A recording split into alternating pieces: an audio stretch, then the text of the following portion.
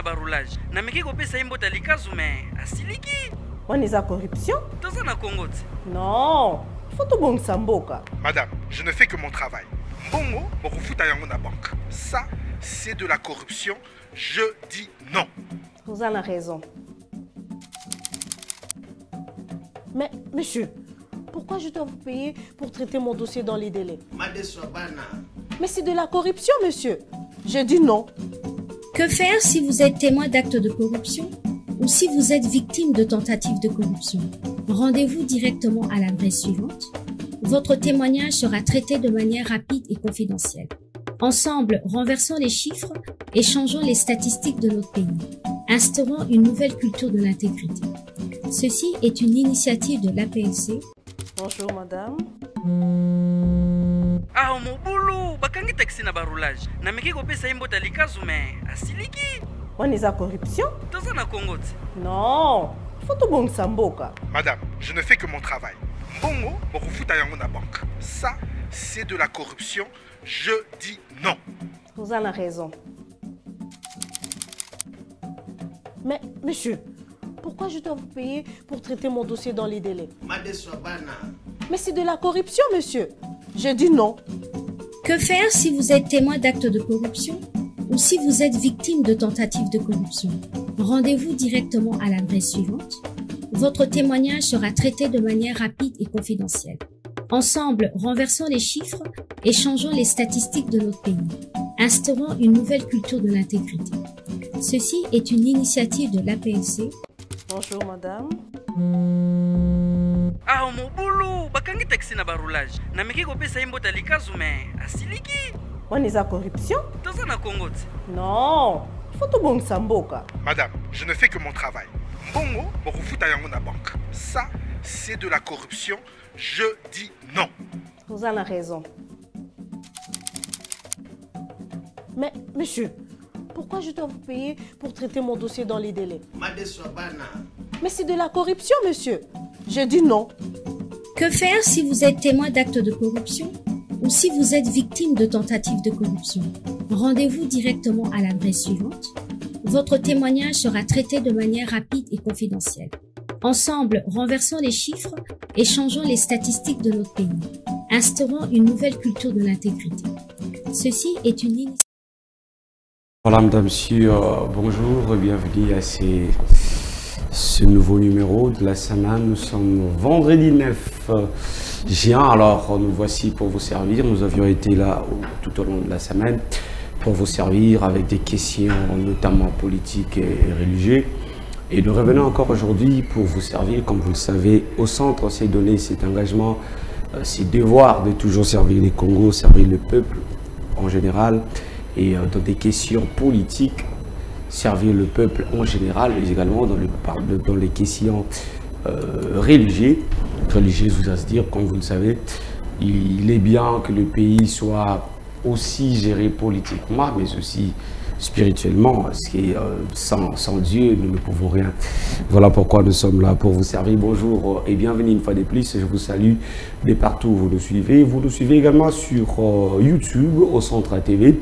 Et si vous n'avez pas de courant, vous pouvez justement taper au Centre TV. Vous allez nous retrouver en direct en train de vous servir. Salutations à tous les habitants de l'Est de la République, là où la terreur continue, bien qu'il y ait un changement observé. Nous espérons que demain, après-demain, nous n'allons plus parler d'un changement, mais plutôt de la fin de cette agression, de la fin de cette guerre qu'on nous impose le Rwanda et quelques d'autres multinationaux. Nous croyons que demain, après-demain, on n'en parlera plus. Sur ce plateau, nous allons aujourd'hui avoir deux petites parties. Nous allons parler, réfléchir politiquement, mais également réfléchir pour encore prêcher les enfants de Dieu. Parce que vous le savez, comme je venais de le dire, qu'il est bon de réfléchir politique, mais de réfléchir aussi la chose de Dieu. Parce que Dieu est le maître de tout, le maître des temps et des circonstances. 4 invités pour ce faire, bien que 2 ne sont pas encore arrivés. Nous les attendons, nous croyons qu'ils seront là d'un moment à l'autre. Avec les embouteillages de réalité de Kinshasa, nous croyons que Ils vont certainement arriver. J'ai été victime moi-même d'un embouteillage impossible. Et mardi, j'ai fait un long trajet à pied parce que j'avais pas de voiture. Même pas de moto. Nous croyons que ça va changer. Et je me dis, à Kinshasa, demain, après-demain, si on ne revoit pas la question de route, on aura du mal à circuler. On aura du mal à circuler. Le gouvernement Samadou Kondé, le gouvernement provincial, Jantini Ngobila avec son gouvernement, réfléchissez comment avoir de nouvelles routes. Je ne parle pas des routes réhabilitées ou des anciennes routes, non, non, non. Il nous faut de nouvelles routes parce que ces boulevards, le seul boulevard que nous avons, si vous voulez venir à ville, vous devez passer par là, rentrer, vous devez passer par là. Tout le monde avec beaucoup de véhicules aujourd'hui, on ne sait même pas comment circuler. Vous avez peut-être la chance de mieux circuler, vous avez des policiers, vous avez des militaires qui vous ouvrent le chemin avant que vous puissiez passer. Mais pour le peuple, c'est bien difficile. Cette question devra être résolue, sinon ce sera un très sérieux problème. Monsieur Manuel, bonjour et bienvenue. Bonjour, Monsieur Sarive. Je suis très content de votre invitation et surtout quand nous parlons de ce qui concerne la République démocratique du Congo, mon pays, que vous venez de dire tout à l'heure, qui est agressé. Je pense que vous avez mieux réfléchi pour qu'on puisse analyser spirituellement et politiquement. Et je vous remercie. Merci beaucoup. C'était les mots introductifs de monsieur Emmanuel, maître Emmanuel, qui est avec nous, mais également bonjour et bienvenue au pasteur. Tout à l'heure, on était en train de dire il est politico-religieux. Pasteur Edouard, bonjour et bienvenue. Bonjour, mon très cher Saïd. Je salue aussi mon débatteur maître. Je l'ai suivi quand tu avais le procès de Kawana. Ah, en tout cas, je suis très content vraiment de la crème devant nous qui peuvent encore nous dire les droits. Mais sinon, c'était toujours un bien plaisir de partager le plateau avec les têtes d'intelligence qui sont présentement devant moi. Et je crois que ça était toujours bien. Un bon temps, notamment le peuple congolais, mais également le peuple de Dieu. Aujourd'hui, ils ont encore l'occasion de vous rencontrer, vous également de les rencontrer au travers ces médias. Quel est le mot que vous pouvez adresser à ce peuple?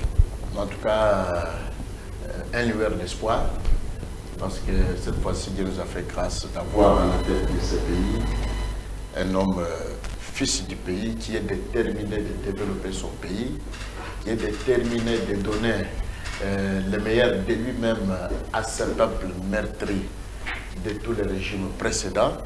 Et maintenant, là, nous savons très bien que ce pays va tout droit à un développement dont chacun va se retrouver, chacun vivra de ses propres ressources. Merci beaucoup. Je salue l'arrivée du monsieur Patrice qui est déjà avec nous. Il va bien sûr faire son entrée. Je l'avais dit tantôt, vous devez nous comprendre avec les réalités des embouteillages et tout. C'est vraiment compliqué. Mais nous allons permettre à monsieur Patrick de nous rejoindre. Nous allons commencer, comme j'avais dit, avec une petite réflexion politique qui nous prendra quasiment 30 minutes. Et puis, nous allons parler religion après ces 30 premières minutes. Pendant ces 30 minutes, nous réfléchissons la réflexion de la République démocratique du Congo avec des questions qui dérangent aujourd'hui. Je vais commencer avec monsieur Emmanuel.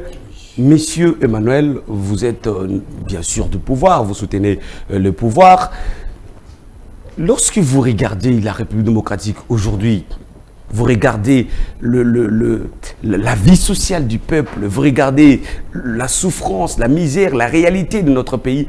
Qu'est-ce que vous vous dites? Vous vous dites que vous êtes fier d'être du pouvoir ou encore vous renoncez du pouvoir parce que le peuple et le pays va mal? Monsieur Sarive, je pense que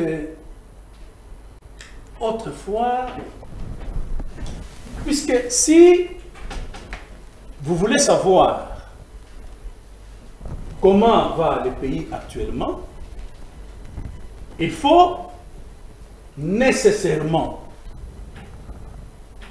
voir ce qui se passait autrefois et les confronter avec la situation actuelle. Un régime, c'est pourquoi on vous appelle un régime de comparaison. Vous êtes toujours le passé et le présent, comme si vous avez un problème avec les passés. Non. Vous savez, pour toute personne intellectuelle, il sait très bien que l'histoire nous enseigne les événements du passé pour mieux orienter l'avenir. Si on n'a pas bien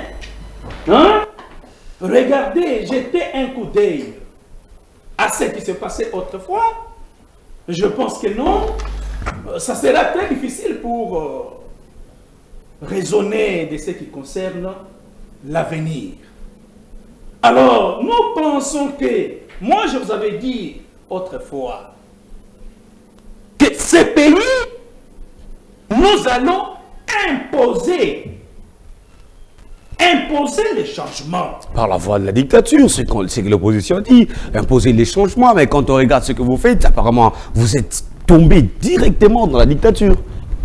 Je pense que le peuple congolais est témoin de ce qui se passe aujourd'hui avec ce qui se passait autrefois. Vous savez, autrefois, M. Sarive, nous avons eu à prester devant les tribunaux. Mais je vous dis que ce qui se passait autrefois et ce qui se passe aujourd'hui, je vous dis qu'il y a un changement qu'on ne peut même pas mesurer. Merci beaucoup, si vous le dites. Monsieur Patrice, bonjour, bienvenue. Vous avez directement la même question. Je venais de dire tout à l'heure que nous allons partager quelques 30 minutes, réfléchir à la République, avant de prendre la question religieuse. Quand vous regardez les pouvoirs actuels, êtes-vous fier d'être du pouvoir? Merci. Bonjour à mes collègues. Je dois signaler que vous êtes en même temps homme de Dieu, mais également politique. Oui, textuellement tel que vous dites, je suis homme de Dieu et un homme politique.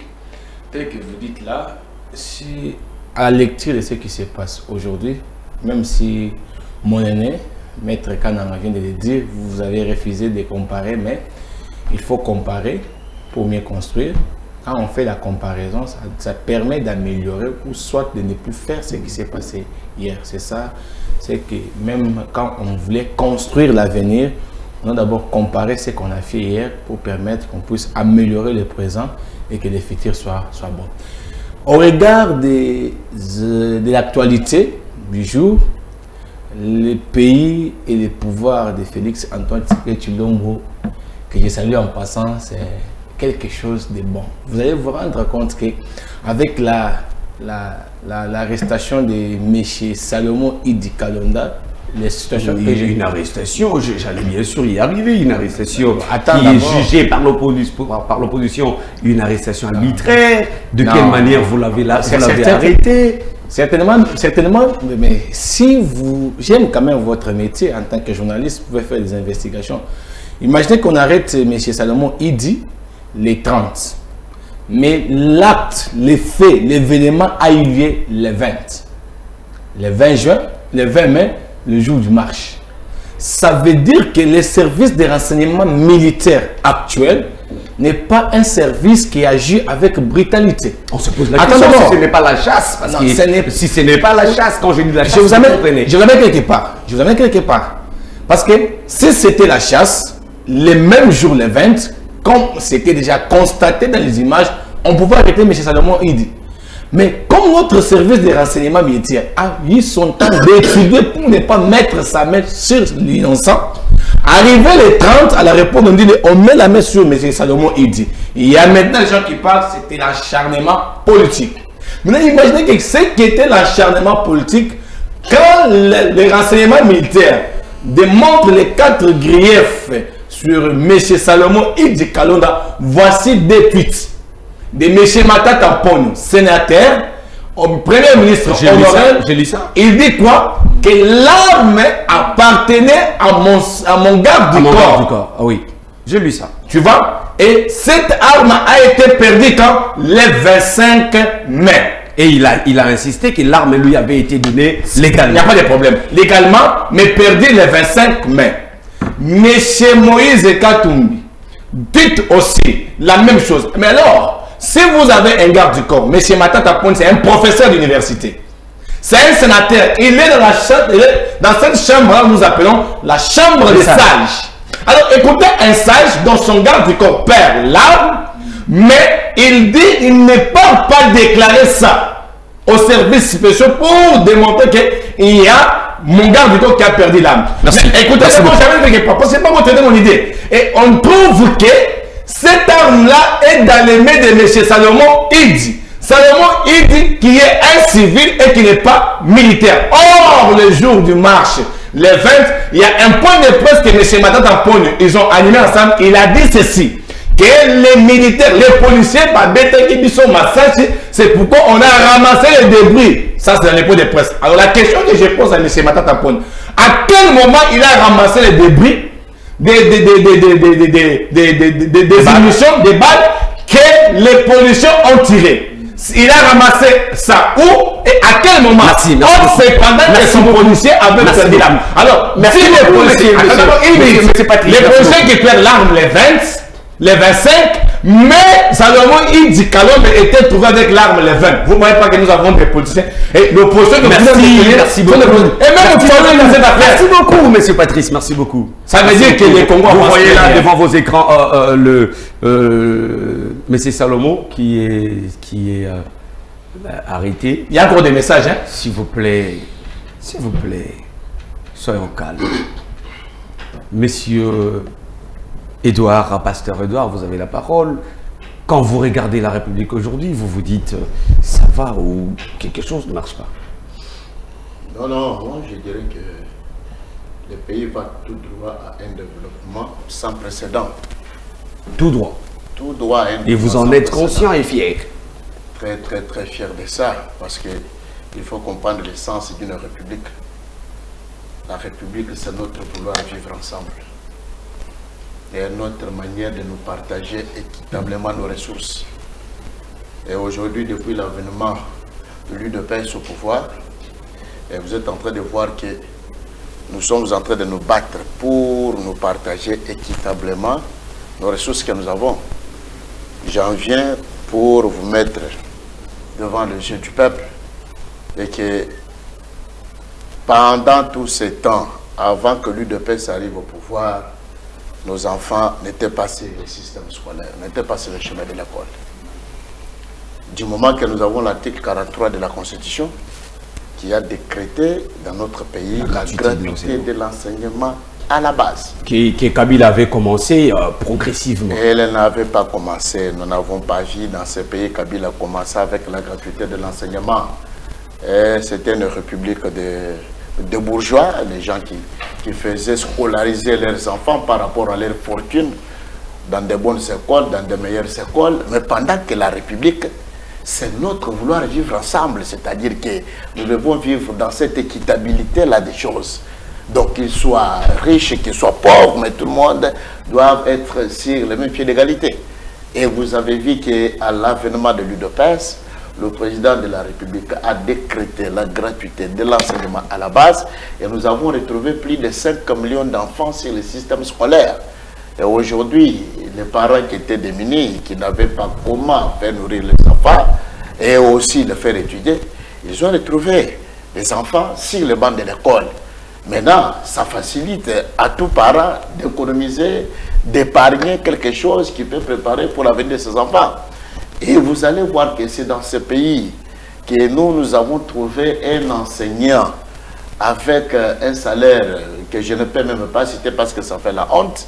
Mais si vous suivez les bilans détaillés par le ministre de l'EPST, qui est critiqué par les nouvelles unités. Les nouvelles unités vous disent aujourd'hui qu'ils n'ont toujours pas été alignés jusqu'à aujourd'hui. Non, les gens pensent que les nouvelles unités dans le système kabiliste, non, ils doivent comprendre que les choses ont déjà changé et nous devons changer impérativement. Ça c'est clair. Et maintenant, vous allez voir que c'est cet enseignant-là qui était négligé, abandonné à son triste sort, il se retrouve avec un revenu quand même qui lui permet de faire ce qu'il peut faire dans ses propres budgets, dans ses propres projets. Vous allez trouver que l'UDPS arrive au pouvoir depuis plus de 18 ans, je peux dire 22 ans quand j'étais toléré avec ce régime de l'AFDEL. Alors on nous avait laissé avec une prévision budgétaire de 4 milliards de dollars américains, un grand éléphant comme la RDC.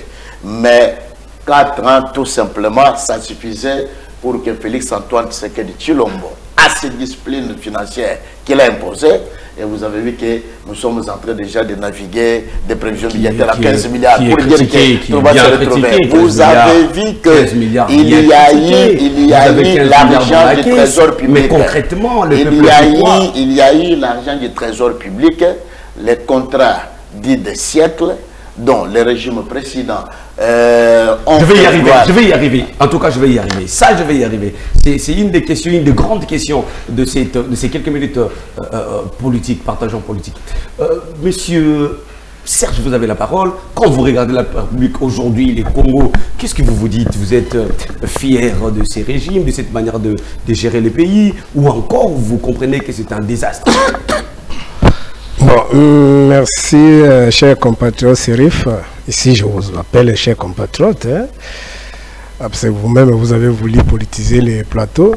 Sinon, bien sûr que oui, c'est pour quelques minutes. Nous allons changer les plateaux dans quelques temps. Vous appelez les hommes de Dieu. Permettez aussi la prochaine occasion à ceux qui nous suivent puissent disposer les oreilles soit entendement pour écouter la parole. Parce que ici, maintenant, l'émission est polluée. Vous appelez le cadre de même parti politique pour venir faire la promotion dans le vide. À part peut-être leur propre famille ou soit leurs enfants, mais la majorité des Congolais sont d'accord et ils seront d'accord avec moi que tout ce qu'ils sont tentés de dire ici, c'est de faux. Ils sont tentés de prêcher dans le vide. Si je commence d'abord par Maître Manuel, bon, vous avez toujours cette rhétorique de dire dans tous les plateaux, les régimes précédents, les régimes passés.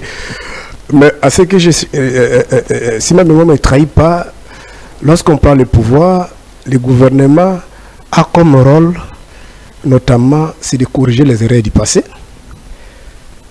C'est aussi imprimer des acquis du passé. Comme ma tante venait de dire ici, j'ai ramené les salaires des enseignants à 2500 $. C'est à vous d'augmenter et non de rabaisser. C'est aussi imprimer la nouvelle donne. Mais vous avez trouvé, si je parle d'abord l'aspect sécuritaire, tous les spécialistes du régime passé nous parlaient des terroristes, nous parlaient de la guerre asymétrique où l'ennemi n'était pas connu. Les terroristes venaient, tuaient, ils fouillaient. Mais lorsque nous sommes en train de parler avec vous ici, il y a 3 grands territoires. Massis, Luchu, même Niragon et Okwamut ici, on n'a pas enrôlé. Comme je vous parle ici, on est en train de tuer en pleine capitale. C'est sous le régime de Félix Tshisekedi, où vous avez vu même le pouvoir législatif est en train de demander de négocier avec Mobundo parce que le pouvoir actuel est incapable de mettre fin à cette histoire-là de Mobundo. Maintenant, si on est incapable de neutraliser Mobundo, qu'adviendra-t-il si l'armée rwandaise, ougandaise, levait le ton un jour de venir officiellement nous attaquer? Bon, pour ne pas me tarder, je vois l'homme de Dieu, Edouard, toujours avec beaucoup de respect à son égard, il dit la gratuité de l'enseignement. Nous parlons de la gratuité d'enseigner. C'est l'enseignement C'est un ensemble, soit c'est un corps de maîtres chargés d'enseigner. Et c'est un système où il y a des enseignants, où il y a les cadres, c'est-à-dire les auditoires, il y a aussi les apprenants. Mais lorsque vous vous réveillez un matin, avant que M. Félix puisse mettre en place son gouvernement, il y a eu un gouvernement intérimaire, un monsieur qui s'appelle Emery Okounji. Ils ont fait ce qu'on appelle, certes, dans l'administration orthodoxe, lorsque vous voulez gérer, il faut faire ce qu'on appelle l'état des lieux. Ils ont fait les états des lieux. Ils se sont rendus compte que pour que la gratuité de l'enseignement soit effective, il a fallu que le gouvernement mette à la disposition du ministère de l'EPST des milliards de dollars. Je ne sais pas lorsqu'ils vont prendre la parole ici, s'ils vont vous dire que le gouvernement met à la disposition de l'EPST des milliards. Donc, et on a proclamé comme les hommes de Dieu, au Congo, prophétisent et proclament. Quand ils ont commencé, ils vous parlent, on a récupéré 4 millions. Les autres vont vous dire 3 millions. Les autres vous parlent de 5 millions. C'est de la première année jusqu'à aujourd'hui, je ne sais pas, ils ont récupéré, par an, ils ont récupéré combien d'enfants? Donc, pour vous avez vu ce que M. Tony Mwaba, que je regrette aujourd'hui parce que c'est quelqu'un que j'ai admiré beaucoup. Hier, dans le passé, je l'ai connu pendant le procès de Fiston Saïsaï et j'ai apprécié son intelligence. Mais qu'est-ce qu'il a fait? Si vous refusez d'enseigner, il te déconnecte. Et c'est pourquoi les enseignants aujourd'hui en paient. Bien qu'ils ont un bon salaire. Les enseignants sont payés à combien? Bien qu'ils ont un bon salaire. Moi, monsieur, si vous voulez prochainement appeler moi dans un débat contre toi avec Pasteur, je vais vous citer peut-être pas pour ne pas exposer ces écoles-là. J'ai des amis qui enseignent, même mon beau-frère, c'est lui moi, j'ai pris la petite sœur, lui, il s'est marié avec la grande sœur. Il enseigne dans une école ici à Mongafula. 111 élèves. 111 élèves dans sa classe. Merci beaucoup. Et là, vous parlez de la gratuité d'enseignement qui est abîmé l'éducation de mes enfants.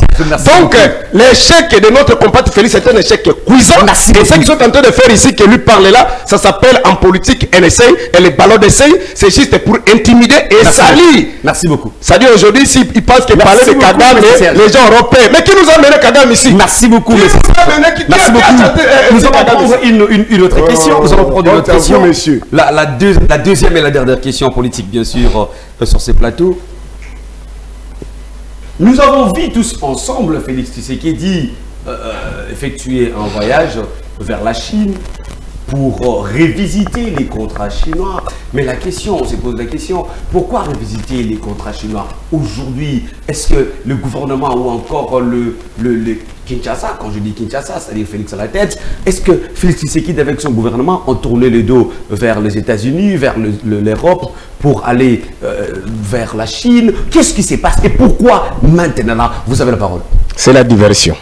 C'est le même schéma que Kabila a fait. Vous savez, quand on a nommé M. Kabila, par ce qui lui a amené au pouvoir, il y a M. Louis Michel qui a pris par la main pour faire la tournée de l'Europe partout ici dans le monde. Et comme il voulait avoir un troisième mandat, c'est à l'époque là l'UDPS qui mettait beaucoup plus de pression. Non, pas la pression. En 2015, là, quand les gens mouraient ici, l'UDPS négociait avec Kabila. Non, quand même pas. Mais c'est celui qui te parle ici, c'est un politique actif. Je vous parle des choses qui sont vraies. Ils étaient en Espagne. En 2015, vous avez vu des images organisées par Tshisekedi. Monsieur Franck Izong est passé sur Congo Web. Je crois paix à son âme, lui qui me comme John, j'ai perdu encore son nom. Pour dire que j'ai des informations sûres que mon maître Etienne Tshisekedi, le jour-là, il avait porté son monnier et il a mis ça de côté. Est en train de négocier avec Kabila. Et si les informations seraient confirmées que c'est vrai, je décide, je prends l'engagement aujourd'hui de quitter Tshisekedi. Et le lendemain, c'est mon aîné Tchibala et celui qui est au pouvoir actuel qui vont passer sur Congo Web pour démentir. L'autre a fait même une imprécation. Nzambe, puis c'est lui qui cite le nom de Dieu là. C'est à ce moment-là qu'il va vous donner un coup. Mais je vous informe, demandez tous les Congolais sérieux. À l'époque, le secrétaire général du PS s'appelle Bruno Mavungu, paix à son âme. Il est passé dans tous les médias. C'est lui qui va refuser de négocier avec Kabila. C'est un sorcier. Et lorsque la population, grâce à Martin Fayoulou, Délice Sangay, Maman Bazeba, c'est le jour-là qu'on a failli même tuer Maman Bazeba si vous voulez, parce qu'elle a failli, elle a raté même une balle dans ses jambes, c'est connu de tout le monde. C'est connu, c'est connu. Vous comprenez? Mais à l'époque, là, je vous informe, que l'IDPS négocie avec Kabila. C'est connaître tout le monde, je suis un homme de Dieu serviteur, je n'étais pas des choses qui sont vérifiables. Et c'est lorsque Papa se rend compte qu'on va parler la langue à Lingala et qu'on a bloqué la machine, c'est à ce moment-là que Papa Tshisekedi, paix à son âme, va demander maintenant à l'IDPS de retirer, de sortir de cette... Et vous savez, les négociateurs, c'était qui? Le Togolais là qui venait de mourir là, Kodjo. Et c'est pourquoi quand Papa est venu ici, il a dit Kodjo wana kabiliste monen. Il a connu kabiliste, il a connu Kodjo comme kabiliste. Donc pour vous dire que, bref, pour répondre à ta question, la stratégie c'est qu'il y a maintenant un étau tout autour de notre compatriote. Parce que Félix a voulu glisser. Comme Kabouya avait fait son point de presse, il a dit qu'il a voulu emballer tout le monde dans les schémas pour affaiblir les acteurs politiques. Il a récupéré même Katumbi. Bon, ils ont débauché même tous les grands communicateurs que vous connaissez, qui voient Mike Mukeba. Et Fayoul est resté avec des petits frères qui pensaient. Mais en réalité, l'ennemi de M. Félix, ce n'est pas Fayoul. C'est la misère de la population, c'est l'insécurité. Il s'est rendu compte que le message est plus fort et Katumbi et les autres sont rendus. Merci beaucoup, maître. La sécurité. Merci. Mais avec beaucoup de respect, ils sont à trois. Permettez-moi de terminer. Je ne suis pas juriste. Juriste est là, lui aussi c'est un juriste. Mais lorsqu'on signe un contrat, surtout un contrat public, mais il y a le mécanisme de réviser le contrat. Maintenant, le contrat était signé avec les entreprises privées. Comment on va aller réévaluer ce contrat-là avec le gouvernement chinois? Et quand ils sont rentrés ici, ils ont dépensé des millions, mais ils sont rentrés avec $1 million pour aider les gens de la catastrophe là de l'Est. C'est n'importe quoi. Merci. Merci beaucoup. Maître Bonin, vous avez la question, vous avez la parole pour la même question. Aujourd'hui, Tshisekedi a tourné la face vers la Chine. Merci. Je pense que je ne peux pas passer outre sans aussi rencontrer ce que venait de dire Monsieur Serge. Monsieur Serge. Par rapport au contrat, mais Monsieur Serge venait de dire tout à l'heure que un bon pouvoir doit corriger les erreurs du passé. Les erreurs du passé. Et si vous demandez à tous citoyens congolais par rapport à ces constats-là, c'est que notre peuple est entré à endurer. Qu'est-ce que le peuple a gagné dans ces contrats? Rien du tout. Alors, dire que le pouvoir Tshisekedi il négocie avec Kabila. Et là, il est en train de faire diversion. Mais je vous dis ceci. On doit avoir du respect à l'endroit d'un grand leader. Paix à son âme, Étienne Tshisekedi. Un leader incontestable. Et qui n'a jamais été dans le matouille. Et son discours à l'égard du PPRD, il disait à Kabila de déposer les pouvoirs. Donc il n'a jamais négocié avec le pouvoir Kabila. Tshisekedi disait à Kabila de déposer. Il n'y a pas autre chose. Et aujourd'hui, la lutte d'Étienne Tshisekedi a produit ses effets. Et c'est le pouvoir qui est gagné par, renversé par l'UDPS. Mais on la met, je l'ai dit. Mais on la met. Hein? Alors, quand mon frère va se tourner pour dire que non, nous sommes en train de dire par-ci, par-là. Mais moi, je pense que dans ces pays, les Congo, parler de Moïse Katumbi, parler de Matata Pogno, parler de Mais, écoutez, mais c'est Martin Fayoulou qui a dit à haute voix ici, après les élections, quand on a publié Félix Tshisekedi comme gagnant, Martin Fayoulou a dit que Kagame viendra ici, une délégation de l'Union africaine, à l'époque dirigé par M. Kagame, qui devrait venir pour me faire président dans ce pays. Ça, c'est Martin Fayulu qui a dit ça. Merci beaucoup, M. Et je vous dis ceci, écoutez-moi. Mon cher ami, il a parlé de l'insécurité, tout ça et tout ça. Mais l'insécurité vient d'où? Merci beaucoup. Je chute pour dire que non. 30 secondes. Les institutions de la République démocratique du Congo, infiltrées jusqu'à là-dedans. Et ce sont ces gens-là qui créent l'insécurité. Vous vous rendez compte que quand on va arrêter M. Kalonda dans une marche dite pacifique avec des armes, ça vient d'où? Mais moi je vous avais dit autrefois que c'est soi-disant opposition aujourd'hui au Congo, c'est le prolongement du M23. Merci beaucoup, Maître Mandel. Merci beaucoup. Je vais prendre. Et c'est eux qui organisent. C'est les autres qui se passent dans ce pays. Merci beaucoup. Et nous avons promis. Merci beaucoup, M. Mandel. À l'avenir, écoutez ce que l'opposition avait dit. Nous allons créer un climat d'insécurité. Là, vous parlez. Voilà, là, vous parlez. Je ne vais même pas citer le nom. Donc, ils sont merci beaucoup, M. Mandel. Merci beaucoup. Je disais que c'était. J'avais dit que c'était la dernière question politique. Alors, on doit vraiment gérer les temps. Vous avez la parole.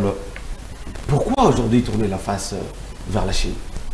Bon, je dirais que mon compatriote de l'ESID, ils doivent encore interroger l'histoire politique de notre pays. Parce que Fayulu, il est maître in IDPS. C'est-à-dire que la personne qui a suivi notre leader, qui a été un produit de Tshisekedi, mais qui n'a pas voulu rester dans les études, les principes et l'idéologie de Tshisekedi Omulumba. Voilà pourquoi ils sont perdus. La politique exige aux acteurs d'avoir quelques doses de réalisme, mon cher ami de l'ESID. Vous parlez avec des gens qui ont piloté la diplomatie du parti, qui connaissent tout son finance. C'est comme ce que Maître venait de relever. Dans ce pays, tout le monde sait que jusqu'à son dernier souffle, il n'a jamais négocié avec Kabila. Mais il était où quand le fait président Tshisekedi Omulumba de Mémoire a demandé qu'on puisse appréhender Kabila, et celui qui l'appréhendera, il aura. Est-ce que c'est à ces messieurs-là qui devra négocier avec qui? Et je vais lui rappeler ce qu'ils étaient en train de dire des négociations. Mais ce sont eux qui négocient avec Kabila. Qui ne sait pas que quand Martin Fayulu était cloué au sol aux États-Unis d'Amérique, c'est Kabila qui a envoyé Raymond Chibanda pour lui faciliter un peu de billets pour revenir au pays. Qui ne sait pas, parce que vous l'avez suivi lui-même, il avait dit que lui il négociait avec Kabila. Mais nous, on parlait pays parce qu'à ce moment-là, on sortait du dialogue de la Cinco. Pourquoi le dialogue de la Cinco? Parce que le délai constitutionnel ayant été déjà imparti, mais s'il n'avait pas voulu laisser le pouvoir, il a voulu se tamponner au pouvoir, ainsi l'UDPS et les autres leaders, nous l'avons poussé à ce qu'ils puissent quitter au pouvoir. Aujourd'hui, nous en sommes là. À votre question que vous êtes en train de dire ici, les contrats, dit un contrat du siècle, les entreprises chinoises, ils se regroupent et elles amènent leurs capitaux frais pour investir au pays, afin que toutes Congolaises et Congolais se retrouvent dans son assiette. Parce que toutes ces négociations-là, c'est à l'intérêt général qui est à l'intérêt du peuple. Mais ces gens-là arrivent en 2008. Ils se convainquent avec les Kabylistes ou la Kabylie. Alors, à leur titre était quoi? Et que nous amenons notre argent pour vous réaliser le projet. Quels sont les projets? Les hôpitaux, les aérogares, les écoles, les routes, etc. En contrepartie, vous nous devez, nous, les cuivres et votre cobalt. Mais quand j'entends mon frère de l'ESID, il vous dit ici que dans les choses privées, est-ce que les cuivres et les cobalt sont les choses privées de Kabila et sa famille? Ou ça nous appartient, nous? Et quand j'étais tenté de négocier là, Ils étaient en train de négocier de la vie parentale de Kabila avec sa famille, où c'est un de notre pays. Et ces gens-là, quand ils arrivent au moment de signer leur deal, l'argent qui était prévu à ce que le peuple en bénéficie, ce sont eux, mon cher ami journaliste, qui ont bénéficié cela en lieu à place du peuple qui était le bénéficiaire. Et maintenant, Félix Antoine Tshisekedi Tshilombo, soucié de l'amour de son peuple, de donner un avenir meilleur, de l'espérance à ce peuple, et qu'aujourd'hui qu'un Congolais soit respecté et respectable sous d'autres cieux, il est allé lui-même, pas cette fois-là pour négocier avec les individus, avec l'État chinois. Pas cette fois-là pour aller négocier dans l'intérêt particulier égoïste, mais pour aller négocier à l'intérêt du peuple. Merci beaucoup. Et il faut remercier le chef qui a joué sa partition pour nous dévoiler les voleurs, les détourneurs, les gens qui ont pillé, qui ont mis ce pays ici dans la tombe, mon frère. Merci beaucoup. Monsieur Patrice, vous avez la parole et nous allons continuer par là. On a résilié les premiers contrats avec les entreprises. Monsieur Patrice, vous avez la parole. Mais oui, effectivement. Le premier contrat est résilié parce que maintenant c'est l'État. Pourquoi aujourd'hui on a tourné la face vers la Chine? Est-ce qu'on a tourné les dos à l'Europe et à l'Amérique? Là-bas, ça n'a pas marché. Qu'est-ce qu'il y a eu? Qu'est-ce qu'il y a eu, en fait? Merci beaucoup, M. Sérieux, mais je préfère ta question telle que vous l'avez posée. Je n'arrive pas à comprendre. Tourner les dos. On n'a pas tourné les dos. Le président de la République, Félix Antoine Tshisekedi Tshilombo, il a défendu, il a appelé tout le monde, il a appelé tous les partenaires, il a tendu les mains pour que ceux-là qui veulent signer des contrats gagnant-gagnant viennent investir en République démocratique du Congo. C'est ça le cheval de bataille de Félix Antoine Tshisekedi Tshilombo. Il n'a pas tourné les dos, ni chez les Européens, ni chez les Américains, mais au contraire, vous allez vous rendre compte que les Américains sont dans ces pays, les Européens sont dans ces pays, et même les Chinois sont dans ces pays. Alors, les présidents, vous savez, ça arrive, même quand Pasteur Serge est en train de parler, je regrette beaucoup. Parce que vous savez, si nous avons un... Je ne parle pas parce que je porte le nom de Tshisekedi, mais je parle parce que nous avons au moins un président qui sait comment réfléchir pour apporter un développement, même s'il n'apportera pas à 100%, mais au moins il aura mis les bases du développement de la République démocratique du Congo. Lequel? Parce que allez-y, pendant 18 ans, tu es porte-parole des Kabila, je te connais chaque jour. Dis-moi ce que Kabila a fait dans ces pays pendant 18 ans, si ce n'est pas détruit. Et à la fin, en 2018, il conclut que je n'avais pas 15 bonnes personnes. Dis-moi. Martin Fayulu, que tu es en train de suivre, les pasteurs Edo viennent de vous dire ici, un enfant qui n'a pas suivi les cours normalement et qui n'a pas obtenu le diplôme n'est pas un diplômé. C'est le cas de Fayulu.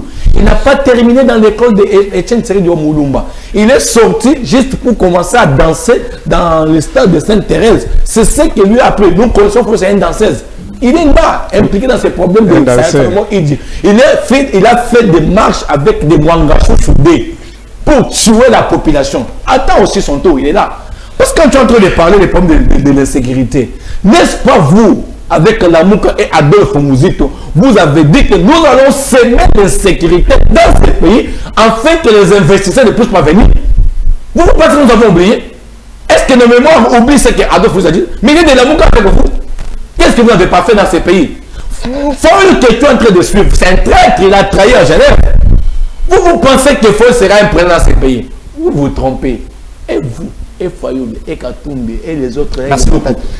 Attendez, je ne sais pas pour terminer. Je n'étais pas là. Merci beaucoup. Écoutez, si aujourd'hui, on doit aller en Chine pour négocier, pour revisiter les contrats chinois, c'est parce que depuis la signature en 2006, ça arrive, tu n'es pas allé à Lombashi, tu n'es pas allé à Kolwezi.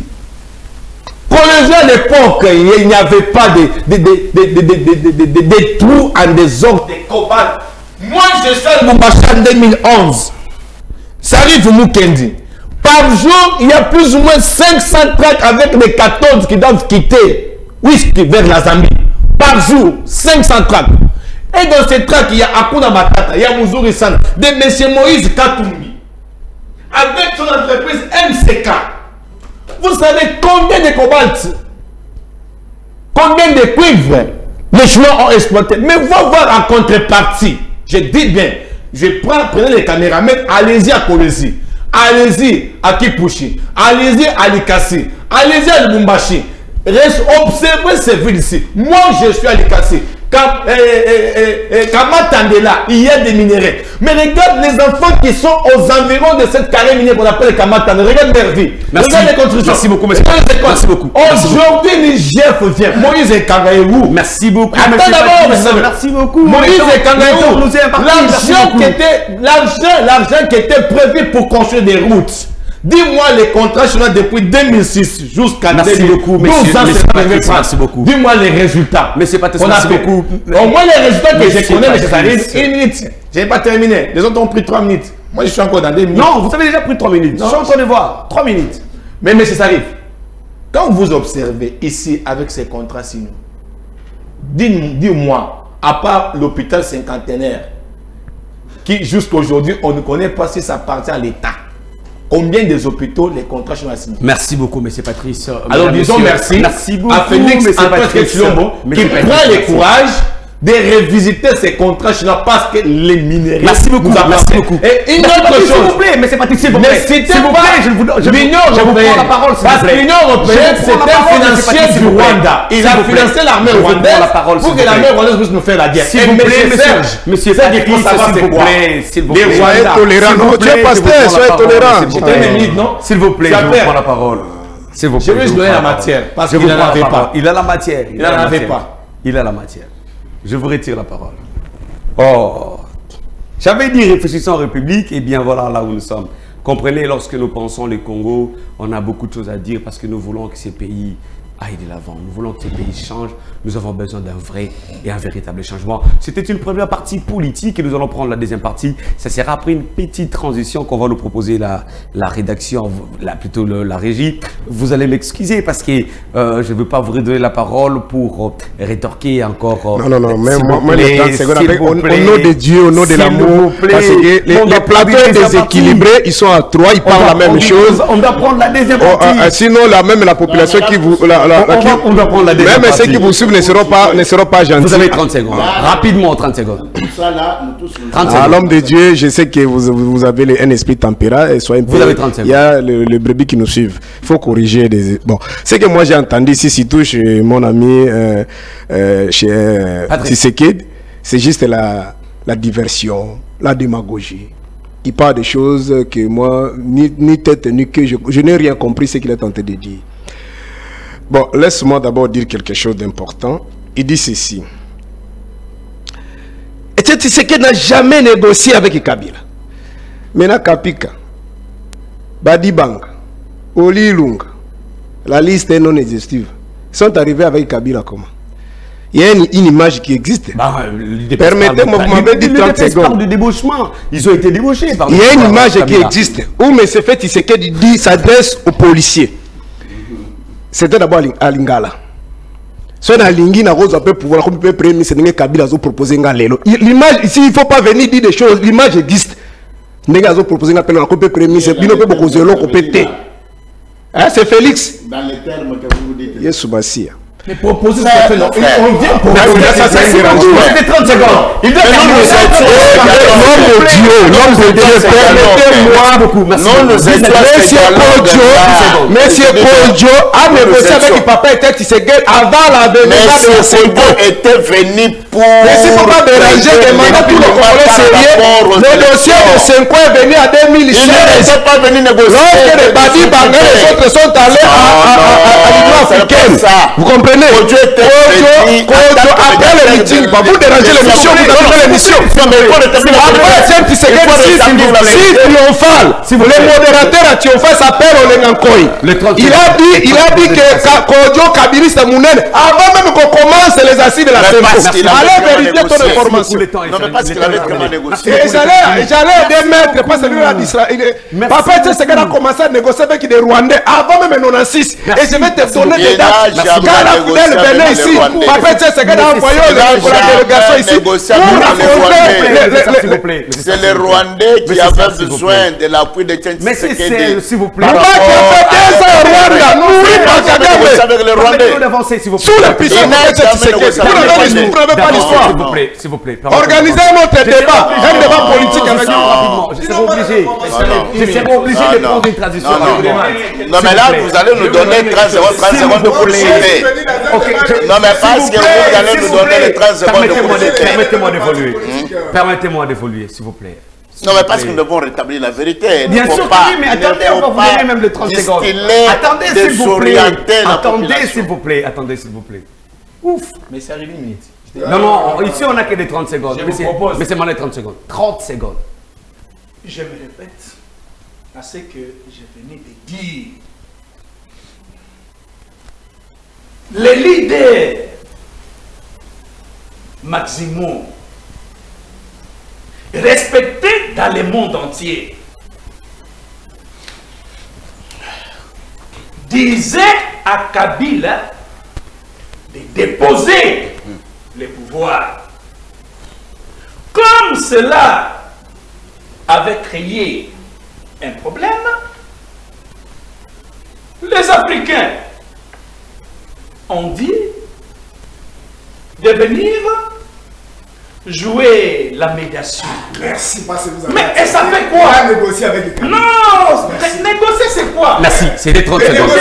C'était 30 secondes. C'était 30 secondes. Écoute. C'était 30 secondes, monsieur Manuel. C'était 30 secondes. À Kabila de déposer le pouvoir. Merci beaucoup. C'est ça ce que Tshisekedi disait. Merci beaucoup, monsieur Manuel. Vous avez la parole. S'il vous plaît, monsieur Manuel, s'il vous plaît. C'était 30 secondes, s'il vous plaît. C'était 30 secondes, s'il vous plaît. C'était 30 secondes, s'il vous plaît. C'était 30 secondes, s'il vous plaît. C'était 30 secondes, s'il vous plaît. S'il vous plaît. Monsieur Dor, vous avez la parole pour 30 secondes. Monsieur Manuel, s'il vous plaît, vous n'avez plus la parole. Monsieur Manuel, s'il vous plaît. Monsieur Manuel, s'il vous plaît. Monsieur Douard, vous avez la parole pour 30 secondes. 30 secondes. Moi, je crois que mon ami de décider doit faire un effort d'aller lire la politique, connaître la politique, faire la politique, interroger l'histoire de ce pays. Nous sommes en 2011, nous venons aux élections. Pour la première fois, le fait président Tshisekedi Omulumba accepte d'aller aux élections pour sauver ce peuple qui était maîtrisé, dominé, esclavagé par la Kabylie. Et nous y arrivons, M. Ngoï Koulouna détourne le résultat des élections pour imposer Kabila. Nous sommes en 2011. Je suis en train de lui rappeler l'histoire, peut-être, lui, il ne sait pas.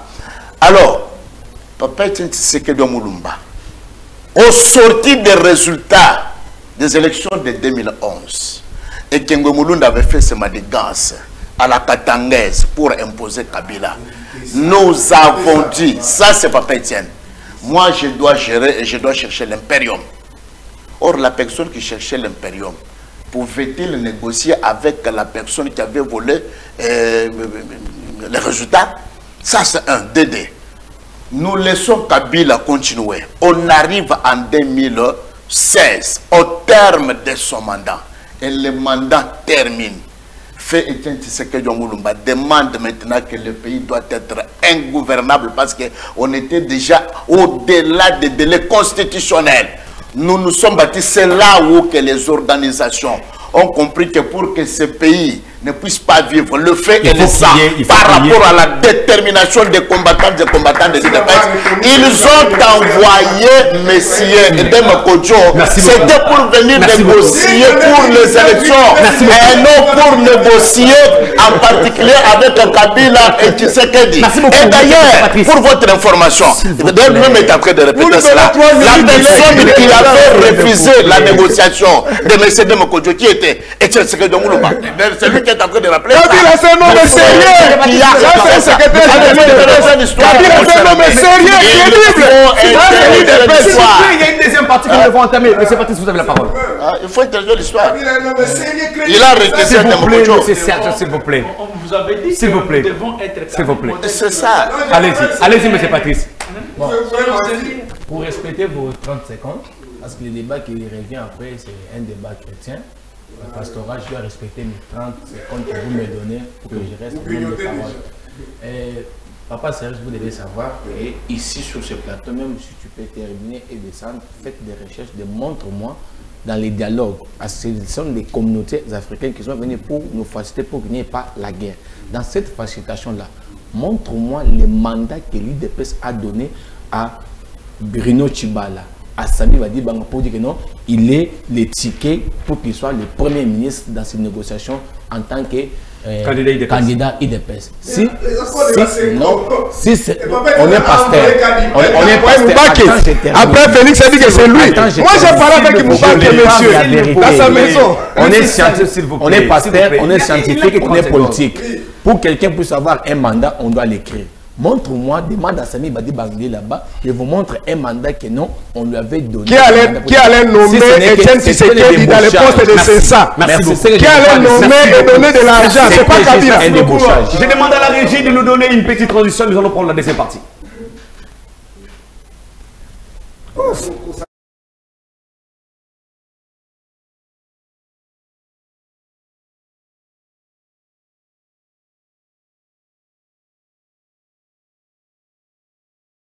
Bonjour madame. Ah mobulu bakangi taxi na barulage. Na meki ko pesa imbo talikazu mais asiliki. On est à corruption? Toza na Congo.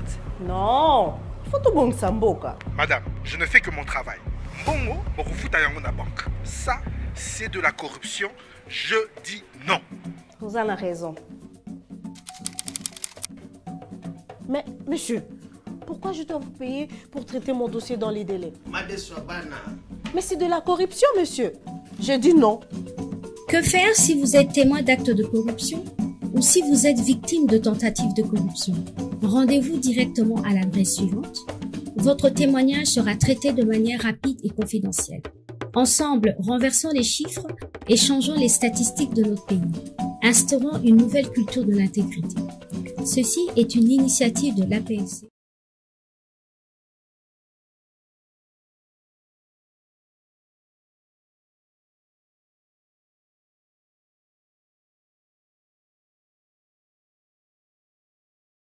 Retour sur ce plateau. Après, c'est chaud. C'était vraiment chaud. Le bien pour nous, c'est que nous sommes au centre de tout. Nous réfléchissons politique, nous réfléchissons beaucoup des sujets. C'est ça, en fait, l'avantage plutôt pour nous. On devait commencer avec cette question politique pour essayer de voir aussi comment les hommes de Dieu réfléchissent politiquement. Je me dis, je ne sais pas, je ne donne pas mon avis, mais j'ai entendu beaucoup de gens dire que c'est pas mauvais d'être en même temps politique, pasteur, apôtre et tout, bien que la question ait été très mal vue dans les temps. Mais aujourd'hui, nous avons compris qu'il y a des hommes de Dieu politiques, il y a des politiques hommes de Dieu. Je ne sais pas si c'est bien ou c'est mauvais, je ne donne pas mon avis, mais nous constatons que ça existe aujourd'hui. Alors, c'était important de réfléchir un peu politique avant de prendre la question religieuse. Merci beaucoup d'être là, de garder votre patience pour nous suivre la continuation de cette émission. Voilà. La deuxième partie, comme je l'avais dit, nous allons essayer de parler, essayer d'aider le peuple de Dieu, le peuple qui a toujours soif de nous suivre lorsque nous sommes là pour parler de la part du Seigneur. Je sais que les hommes de Dieu ici présents, comme d'habitude, il y a le peuple, il y a des fidèles qui vous suivent. Ils avaient été informés que nous allons parler de la chose de Dieu. Et ils sont là en train de nous attendre. Voilà pourquoi nous allons les aider à avoir cette bonne nouvelle, cette révélation de la parole du Seigneur. Nous parlons du sacerdoce. Les sacerdoces. Un terme, un mot, une vision, c'est pas une pratique. Qu'est-ce que c'est ça? C'est un problème sérieux parce qu'aujourd'hui, on parle sacerdoce. C'est comme un mot magique, sacerdoce. Nous voulons avoir une lumière sur ça. C'est quoi les sacerdoces, messieurs Edouard? Maintenant, là, je vous appellerai le pasteur Edouard. Vous avez la parole. Qu'est-ce qu'on appelle les sacerdoces? Merci bien, mon frère Sarif, pour cette occasion que vous nous accordez souvent de parler de notre Seigneur Jésus. Parce qu'il y a un ciel à gagner et un enfer à éviter. Alors, le ciel, c'est quand les gens ont la connaissance sur le Seigneur Jésus-Christ. Voilà pourquoi on nous appelle les chrétiens. Dans le christianisme, c'est une vie de Christ manifestée en évidence Cette vie-là, c'est une vie où Christ lui-même se manifeste, se révèle sur les œuvres et nos comportements. En religion, le sacerdoce veut dire tout simplement, c'est un ministère de ceux qui avaient le pouvoir d'offrir des victimes pour les sacrifices. Maintenant, de ceux dont le pouvoir a été légué afin d'offrir les victimes. Prenons dans le sens général que au milieu des enfants d'Israël, ce n'est pas toutes les tribus qui avaient pour vocation de prendre les hommes à qui Dieu avait confié ce sacerdoce-là. Maintenant, on a pris tout simplement ceux qui étaient dans la tribu d'Aaron, qui sont la tribu de Lévi. Or, Lévi fut le troisième fils de Jacob. Maintenant, Dieu a confié le sacerdoce à cette tribu de Lévi. C'est ainsi que vous allez voir que la sacerdoce a été confiée aux Lévi. Or, au milieu de Lévi, c'est là où on trouvait le sacrificateur dont Dieu avait donné le pouvoir d'offrir les victimes expiatoires, d'offrir les victimes d'action de grâce, d'offrir les victimes de culpabilité, d'offrandes de farine et autres pour la purification de ces peuples-là. Pour ne pas que moi-même je puisse dire cela, je voulais que nous puissions vérifier tout à la lumière des Saintes Écritures, parce que mieux vaut faire parler les Écritures que parler nous-mêmes. Je crois que nous pouvons vérifier cela en Exode au chapitre 29e. Je prends tout simplement d'abord le premier verset. L'Écriture dit: voici ce que tu feras pour les sanctifier, afin qu'ils soient à mon service dans les sacerdoces. Quand nous descendons jusqu'au verset 9e, l'Écriture nous dit: tu mettras une ceinture à Aaron et à ses fils, et tu attacheras des bonnets aux fils d'Aaron. Le sacerdoce leur appartiendra par une loi perpétuelle. Tu consacreras donc Aaron et ses fils. C'est-à-dire que c'était Aaron qui était le teneur des sacerdoces et ses fils qui devront s'accaparer du sacerdoce. Pourquoi? Effectivement, parce que c'était une tribu par laquelle Dieu avait choisi ces dons qu'il lui-même avait connus pour qu'il puisse offrir des victimes afin de purifier, afin de sanctifier le peuple, afin de mettre les camps dans toute sainteté, afin que le Seigneur puisse. Merci, nous avançons avec la lumière. Vous avez la parole, pasteur Serge. Bon, merci beaucoup. Pour ne pas se répéter, je crois le pasteur doit venir d'énumérer, d'expliquer que le sacerdoce n'est que la manière de servir. Maintenant, ce qui est important ici pour ceux qui nous suivent, c'est que nous avons les sacerdoces passés, les sacerdoces charnels et les sacerdoces en vigueur, c'est-à-dire les sacerdoces spirituels. Les sacerdoces et notre Excusez-moi, pasteur, si vous pouvez revenir un peu, parce que le peuple de Dieu doit suivre ça. Vous parlez de différents sacerdoces. Est-ce que vous pouvez le répéter?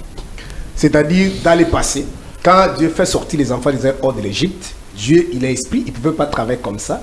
Il appelle Moïse, il dit: c'est à toi que je vais donner la parole, la loi. Tu seras comme prophète. Alors Dieu aussi a sa manière de travailler. Alors comme il est saint, il veut que son peuple soit un peuple saint. Alors pour réconcilier maintenant Dieu avec son peuple, il a voulu qu'il y ait l'intermédiaire. Moïse va rester comme prophète, c'est-à-dire il va rester dans la parole, mais dans la pratique maintenant, c'est Aaron et ses enfants. Si vous remontez maintenant, Exode chapitre 28, c'est contrairement à tout ce que nous sommes en train de voir ici. C'est-à-dire, Dieu a choisi d'abord, c'est d'abord dans le sacerdoce là ancien, Dieu choisissait lui-même. Et vous serez d'accord avec moi que même les enfants d'Israël contestaient à un moment donné, ils ont dit: mais pourquoi tu as choisi Moïse et tu prends encore Aaron dans la même famille? C'est pourquoi Dieu avait dit: c'est comme ça que chaque tribu amène un bâton et vous coupez, vous mettez dans l'arche et dans les tabernacles, le bâton qui va fleurir, c'est dans cette tribu-là que Dieu choisit. Donc Aaron est venu par la volonté de Dieu. Et le lendemain, quand on a ouvert les tabernacles, on s'est rendu compte que les bâtons d'Aaron avaient fleuri. Et c'est comme ça que tout le monde s'est tué. Ils étaient convaincus que c'est l'Éternel lui-même qui a choisi. Personne ne pouvait plus contester. Alors Dieu a dit ceci. Vous êtes un peuple consacré. Dieu a mis son esprit dans ces hommes-là. Donc c'était un pouvoir héréditaire. Dieu a choisi d'abord Aaron et ses enfants. Ça c'est Exode chapitre 28. Dieu a dit à Moïse, il faut consacrer ces gens ici. Maintenant, il y avait des critères. Ça, je parle maintenant dans les sacerdoces anciens. Mais ces sacerdoces-là sont déjà abolis, révolus. Les vêtements que ces sacrificateurs-là devraient porter, ces vêtements étaient sanctifiés. C'était des vêtements sacrés. C'était pas comme nous, aujourd'hui, vous envoyez l'argent, on achète la veste ici à Dubaï. Non. Il y avait des diamants dans le pétorat. C'était vraiment des choses très sacrées. Alors, en dehors de sacré, dans les habits, dans l'esprit, il y avait aussi la notion de l'âge. Mais ce n'est pas tous les Lévites qui étaient sacrificateurs. Pour être sacrificateur, tu dois être ici, certainement, dans la tribu de Lévi. Mais il faut avoir au minimum l'âge de 25 ans. Si on peut lire ça, allons-y. Rapidement, prenez Nombre chapitre 28 et chapitre 8. Nombre chapitre 8, verset 23. La Bible dit ceci. Ça dit, si je lis ce verset, c'est pour aider ceux qui s'accrochent dans les sacerdoces lévitiques, sacerdoces anciens. Un pasteur qui se voit déjà fatigué, il envoie son fils en Afrique d'ici ou en France. Après l'enfant rentre ici, on achète une bouteille de huile. Ici, si c'est huile d'olive, on renverse ici la tête de l'enfant devant toute l'église pour préparer déjà le moral de l'église. Allez-y, on le voit. Le verset 23 dit ceci. Nombre chapitre 8, verset 23. Donc, vous qui suivez cette émission, il faut comprendre ce verset ici. L'Éternel parla à Moïse et dit: voici ce qui concerne les Lévites. Depuis l'âge de 25 ans et au-dessus, tout Lévite entrera au service de la tente d'assignation pour y exercer une fonction. Depuis l'âge de 50 ans, il sortira de fonctions et ne servira plus. Ça dit c'est de 25 ans à 50 ans. Merci beaucoup. Mais si vous trouvez dans votre église un pasteur qui demande des dîmes, des offrandes selon les modèles du sacerdoce passé, mais il n'est pas dans la fourchette de 25 à 50 ans, c'est-à-dire il est dans le faux. Ah bon? Ça c'est la parole de Dieu. Merci, merci. Donc, merci beaucoup. On ne peut pas voir un pasteur de l'église fêter son anniversaire de 70 ans parce que dans les sacerdoces c'est lévitique. Merci beaucoup, c'est une introduction. J'ai dit quelque chose d'important ici. Allez-y. Dans les sacerdoces lévitiques, il n'y avait pas de pasteur mongo, il n'y avait pas de sacrificateur louba. Pour être sacrificateur, comme l'homme de Dieu venait de dire, tu dois être ici. D'abord, tu dois être hébreu et être ici de la tribu de Lévi. Non de la tribu de notre tribu. Merci beaucoup. Alors, peut-être quand vous allez nous donner la parole pour la seconde fois, on va vous démontrer maintenant que nous sommes plus dans ces sacerdoces-là. Nous sommes dans des sacerdoces spirituels. Merci beaucoup. Où Jésus-Christ lui-même est comme étant souverain sacrificateur. Merci beaucoup, M. Patrice, vous avez la parole. Bon. C'est que c'est les sacerdoces. Je sais que Pasteur Edouard a déjà défini les sacerdoces. Je ne peux pas me répéter parce qu'il a dit la vérité, par définition. Le pasteur Serge vient de parler. Le sacerdoce, c'est un ministère, c'est une fonction qu'on exerce au sein d'une église, mais avec comme mission. Et la mission ici, c'est différent. Il y a la mission qui était définie dans l'Ancien Testament, qui était d'offrir, d'apporter les victimes. Et tel que Pasteur Edouard a dit, c'était approprié à une famille, qui était la famille qui provient des tribus de Lévi. Et quand Jésus-Christ est venu, parce que quand vous lisez la Bible dans Hébreux chapitre 7, le verset 11 à 12, vous allez voir que quand il y a changement des sacerdoces, il y a aussi changement de... Je peux lire ça, Hébreux chapitre 7, j'ai une bonne mémoire. Hébreux 7, le verset 12. Elle dit ceci: quand les sacerdotes étant changés, nécessairement, aussi il y a un changement des lois. Moïse, Aaron, ils exécutaient parce que tout était dans l'ombre. à cette époque-là, le sang de Jésus-Christ n'était pas encore coulé à la croix. Tout était symbolique. C'est pourquoi vous allez vous rendre compte que c'était juste une famille. C'était des descendants qui pouvaient offrir. C'était juste une spécialité pour cette tribu de Lévi. Ils pouvaient faire le travail. Mais tout ce qui s'est passé dans la loi, tout ce qui s'est passé avec Aaron, tout ce qui s'est passé avec Moïse, ont changé. Comment? Dans la nouvelle alliance, les fonctions sacerdotales confiées à une classe particulière ayant un rôle de médiation entre Dieu et les hommes, et c'était les Lévites qui jouaient des médiations pour les peuples qui ont péché, pour qu'on puisse restaurer la vie de ces peuples-là avec Dieu. Il faut que les peuples apportent un animal ou une victime, ou les sacerdotes, les sacrificateurs apportera dans les temples. Ils vont jouer le rôle de médiation pour qu'il y ait pardon du péché. Or, c'est ce qui est différent dans la nouvelle alliance. Cette fois-ci, il n'y a pas eu un sacrificateur qui doit jouer le rôle de médiation. Maintenant, c'est Jésus-Christ qui est descendu sur la terre, qui s'est offert lui-même en sacrifice, lui-même en tant que sacrificateur. Il a offert, il a aboli ce qui était l'intermédiaire de l'Ancien Testament et lui-même, il est devenu notre médiateur auprès de notre Seigneur, auprès de notre Créateur. Merci beaucoup, M. Emmanuel. Vous avez la parole. Nous parlons le sacerdoce. Que comprenez-vous du sacerdoce? Merci, M. Sarive, pour la parole. Je pense que le sacerdoce peut être défini de plusieurs manières. Moi, je dirais que le sacerdoce, c'est un pouvoir de porter la charge des choses de Dieu.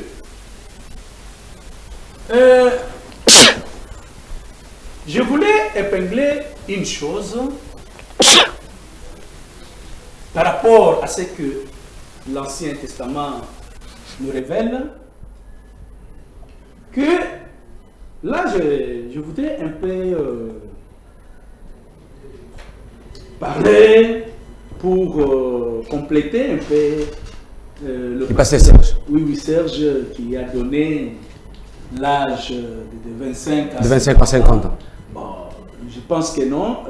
À mon humble avis, j'ai contredit un peu, parce que au début, il y avait un certain Melchisedec qui n'avait ni père, ni mère, ni âge. Ni âge. Et Abraham est allé vers lui et il a donné la dîme de dîme. La dîme de dîme, tout ça et tout ça. Et je ne sais pas si l'âge de Melchisedec était connu à l'époque. Hein? Alors, même actuellement, comme vous venez de dire le pasteur Tshisekedi, que l'Ancien Testament était l'ombre des choses qui devraient venir avec le temps. Et quand vous voyez, vous lisez même dans le Nouveau Testament, puisque aujourd'hui je n'étais pas préparé, je suis venu sans Bible, puisque je n'étais pas averti. Et vous allez voir que la Bible déclare que Dieu, au moment du Nouveau Testament, il nous fait de sacrificateurs pour à perpétuité. Donc, c'est-à-dire que non, avec l'arrivée de Jésus, cette loi-là, même de l'âge et tout a été banni, aboli. Non, c'est aboli. Ça n'existe pas. Donc, pasteur Serge devra comprendre que est vrai aujourd'hui dans les sacerdoces du Seigneur, c'est plus question d'avoir 25 ans. Non. Parce que c'est comme si la logique c'était qu'aujourd'hui on ne peut pas voir quelqu'un dans les sacerdoces à l'âge de 20 ans par exemple, 21 ans, ce qui n'est pas tout à fait normal. Pasteur Edouard, vous avez la parole cette fois-ci pour nous dire. Pasteur Patrice a dit une chose ici très importante, que Moïse est venu avec la loi, Aaron travaillaient avec la loi, ils étaient régis par la loi, mais quand Jésus est venu, cette loi-là est abolie. C'est ça maintenant la plus grande des questions. Parce qu'aujourd'hui, nous avons le pasteur qui servent les seigneurs, mais avec des pratiques, je veux dire, des pratiques de l'ancienne alliance. Les lois qu'avait apporté Moïse, les lois que Moïse avait apportées. Et donc, la question est celle de savoir, est-ce aujourd'hui il y a lieu que les hommes de Dieu puissent œuvrer dans ces sacerdoces, mais avec les pratiques qu'avait qu'avait fait Aaron.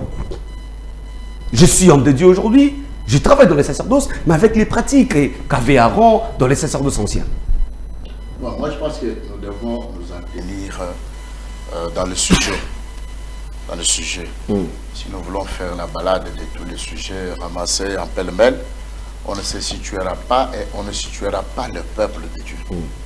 Moi, j'en viens sur quelque chose que je pense que tu nous avais envoyé. Oui. Et nous avons eu quand même notre temps de lire et comprendre, de faire les investigations. Il y avait la première question sur les sacerdoces et deuxième c'est l'exercice du sacerdoce. C'est ce que je suis, c'est là où vraiment je suis. L'exercice du sacerdoce, c'est pourquoi je vous demande, aujourd'hui, peut-on avoir un homme de Dieu aujourd'hui qui travaille dans les sacerdoces, mais avec les pratiques de l'Ancien Testament, c'est-à-dire il exerce le sacerdoce d'aujourd'hui, la nouvelle sacerdoce, le nouveau sacerdoce, mais avec les pratiques anciennes. Non, mais le pasteur pasteur Patrick, voilà, Patrice. Donc, vous a déjà donné le chapitre et le verset. Donc, quand vous lisez le chapitre 7, verset 12, ce qu'il a lu là, c'est-à-dire, on a montré maintenant comment les choses ont été changées. C'est-à-dire que l'ancien sacerdoce lévitique a été déjà remplacé par les sacerdoces de Melchisedec. Or, dans les sacerdoces de Melchisedec, tout est spirituel, il n'y a plus les choses relatives à la chair ou aux pratiques charnelles ou physiques.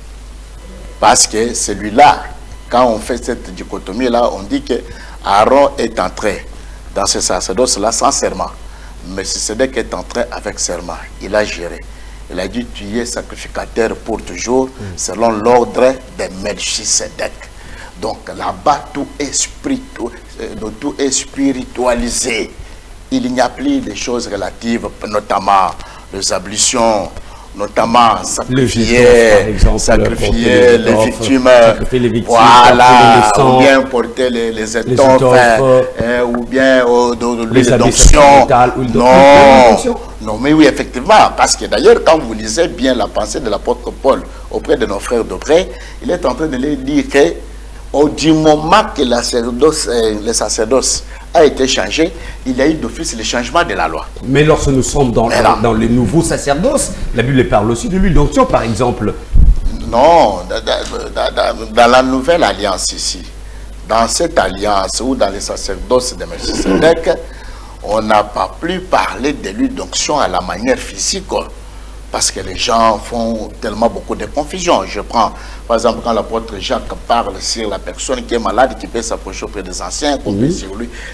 Moi, j'ai toujours demandé aux gens, quand vous ne lisez pas bien la Bible, même l'interprétation sera totalement biaisée. C'est comme les Français disent, quoi. Ils disent, quand vous n'êtes pas dans les contextes, le reste, ce sont les prétextes. Quand il y a les prétextes, il n'y a plus encore l'originalité des choses. Quand vous lisez notre bien-aimé apôtre Jacques, au premier verset, deuxième, il explicite très bien sa lettre qu'il a été envoyée par les 12 tribus des fils d'Israël qui étaient en dispersion. Parce que jusque-là, les Juifs observent la loi de Moïse. Les Juifs, ils sont dans la pratique des sacerdoces aaroniques ou lévitiques. Donc, il continue à faire ces histoires-là. Mais aujourd'hui, quand Paul parle sur le changement de l'alliance et les sacerdoces, il dit à notre frère Timothée Guéza, vous avez reçu l'onction. Et l'onction que vous avez reçue demeure en vous et vous enseigne toutes choses. Aujourd'hui, l'huile qui était physique dans les temps des sacerdoces lévitiques est devenue aujourd'hui spirituelle. Et cette huile-là, c'est le Saint-Esprit du Seigneur. Dans le même ordre d'idée, l'exercice du sacerdoce, comment s'exerce le sacerdoce? Les sacerdoces, d'abord pour en exercer, vous devez être consacré par Dieu. Tu ne peux jamais se lever d'un matin, bomber ta poitrine comme un cheveu qui tombe dans la soupe. Bon, moi j'ai rêvé, je suis derrière les porcs, maintenant je suis pasteur. Non, il y a d'une part la vocation et d'autre part la consacration. Maintenant, celui qu'on consacre, c'est celui qui doit exercer. D'abord, il faut savoir qui consacre en premier. Mais oui, effectivement, parce que c'est lui qui doit consacrer, c'est celui qui a reçu le mandat de consacrer là. C'est une unité, c'est une unité, parce que l'Écriture parle de ça, que personne ne s'attribue cette unité comme les filles Aaron.